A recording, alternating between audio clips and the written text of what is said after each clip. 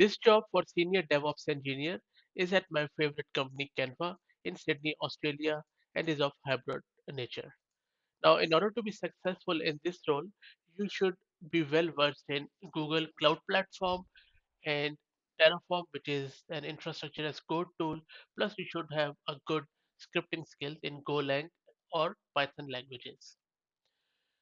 Other than that, you should have some advanced coding proficiency in these languages, and you should have at least 3 years of hands-on experience in designing, maintaining, and automating cloud infrastructure in the GCP.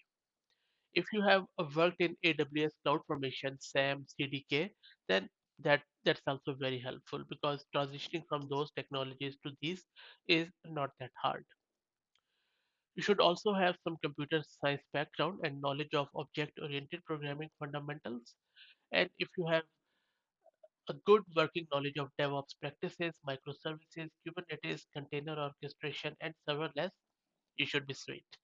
So if you think this role is for you and you like Canva, then go to Canva's website and apply directly from there. By the way, Canva is a global online visual communication platform, and if you haven't used Canva's product, I would highly suggest you should do it.